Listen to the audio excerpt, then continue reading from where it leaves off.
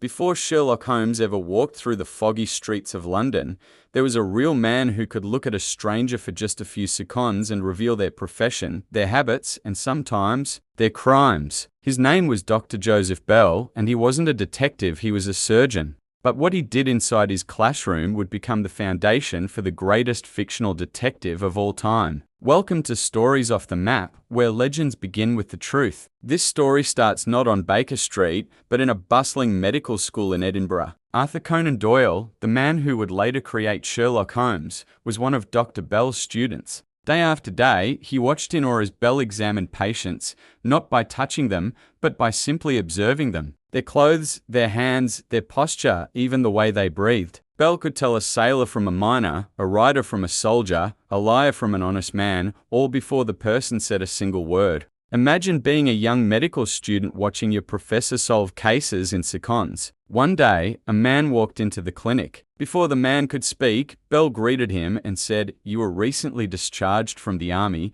you served in Barbados, and now you work as a carpenter." The entire room fell silent. Every single detail was correct. How did he know? Later, Bell explained it to his stunned students. It wasn't magic, it was a science. The man's respectful but firm manner told me he was military. The signs of a tropical disease, which I recognized, told me he served somewhere like the Caribbean. And the specific calluses on his fingers told me he worked with wood. No superpowers, just observation, plus logic, plus deduction. The exact formula that would make Sherlock Holmes famous worldwide. But Dr. Bell did far more than just impress his students. He actually assisted the police in real investigations. Court records and historical letters show that Bell consulted on several high-profile cases, helping identify murderers by noticing the tiny clues everyone else had ignored. He was a real-life crime solver. Some historians even believe he advised on crimes connected to the notorious era of Jack the Ripper,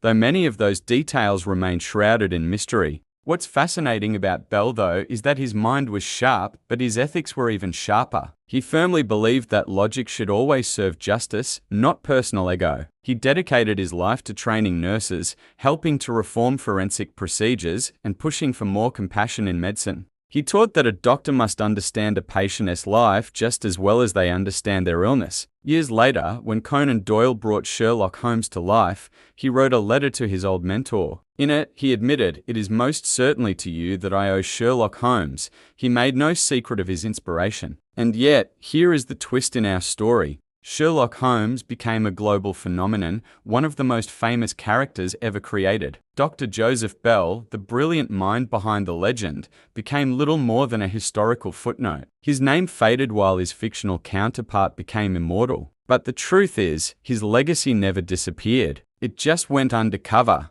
Every time you read a Sherlock Holmes story, every time you watch a movie where the great detective examines a footprint, deduces a secret, or solves an impossible mystery, Dr. Joseph Bell is alive again. He's there, behind the scenes, guiding the mind of the greatest detective in fiction. This isn't just the story of one remarkable man. It's the story of how a real human mind could surpass anything Hollywood could ever imagine, and in doing so, changed crime solving forever. Thanks for watching. If you enjoyed this journey into the real story behind the legend, make sure to like, subscribe, and hit that notification bell so you never miss another story off the map.